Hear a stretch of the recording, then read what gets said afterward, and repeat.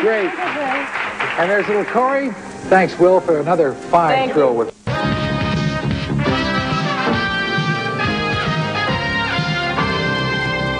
Motor Week 91, television's automotive magazine, is made possible by the financial support of public television viewers like you. Your host from Motor Week 91, John Davis. Well, hello and welcome again to Motor Week 91. We're glad to have you with us. German luxury cars are by their nature expensive. Many a man or woman has longed for one of the automobiles of BMW, Audi, or Mercedes. But the price has kept these dream cars well out of reach. And in these days of harsh economic reality, the goal of owning a fine German sedan can seem even further away than ever. Declining sales and stiff new Japanese competition have also forced the German automakers to reevaluate the way they sell cars. Mercedes has remained healthy so far, but the company from Stuttgart didn't get to its current lofty position by ignoring market trends. So Mercedes has introduced a new, lower-priced version of its smallest car, the 190 2.3. If the name sounds familiar, it should. The 190E 2.3 was withdrawn from the American market at the end of the 1988 model year, eclipsed by the more expensive six-cylinder 190E 2.6. Now the four-cylinder baby Benz is back. And the price? $28,050 before options. That's about $4,000 cheaper than the 2.6. Add in our test car's power seats and sunroof, and the price comes to $30,010. The 190E 2.3 has had subtle changes since it was last offered. The bumpers, air dam, and lower body molding are new, and the car sits somewhat lower thanks to revised suspension settings.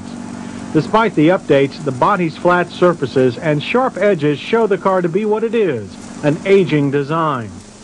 Inside, the center console has been narrowed to provide more knee room, and there's more wood trim than before. Even so, the cockpit still gives a stark, dark impression that seems to pervade so many German sedans. Gauges are, as always, large and clear. The seats have been redesigned to provide more side support. Buyers have a choice of leather or velour as optional upholstery. Our car had the optional power seats with their now familiar seat cushion-shaped controls. The head restraint is power adjustable too. As for other restraints, the seatbelt now has an adjustable upper mounting point. The non-adjustable steering wheel contains a driver airbag. Unfortunately, that huge wheel and lower dash knee bolster limit room even for shorter drivers. Big dash vents keep air flowing through the cockpit. Air direction controls are not easy to read or understand without first consulting the owner's manual. The cassette holder is a new touch, and so is the AM/FM cassette stereo.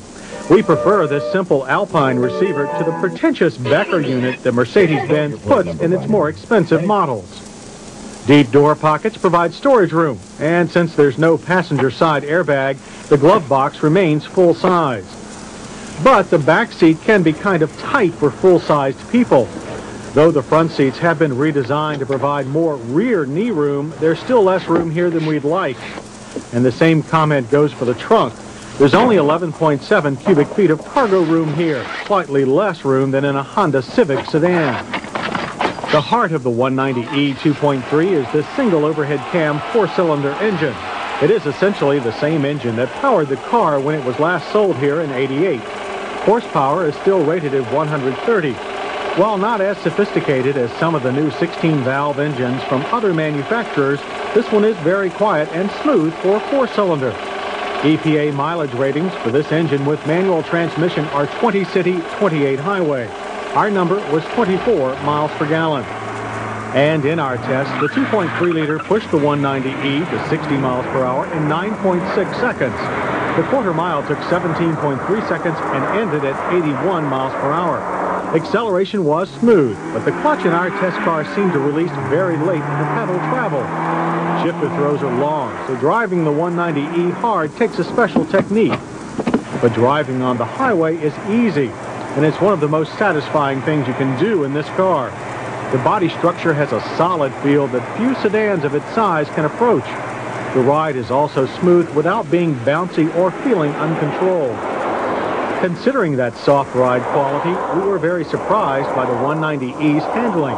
While not as tenacious or spirited as a 3 Series BMW, the Benz has a high level of grip and control.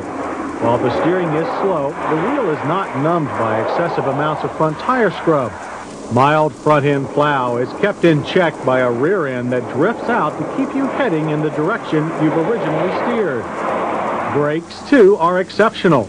Anti-lock brakes are standard, and they pulled our test car down from 60 miles per hour with ease. Stopping distances average to 109 feet, an impressive number. For comparison, there are cars in the 190E's class that can be had for less money. The Alfa Romeo 164L, for example, is a few $1,000s less, and it has a very powerful V6 engine as standard. It has similar features and more interior and trunk room, but it lacks the 190E's reputation for reliability and high resale value. INFINITI's new G20 is another alternative. While it's much less prestigious than the Mercedes-Benz, it also offers more interior and trunk room, better acceleration, and a price that's $9,000 cheaper. It does not offer an airbag or the 190E's superb ride. The 190E was originally introduced in this market in the fall of 1983, and a lot has happened in the car industry since. While the entry-level Mercedes falls short of current standards in room, it still has ride and handling to recommend it. Whether or not that makes the 190E 2.3 worth the extra money it costs depends on how much you value its virtues and how badly you desire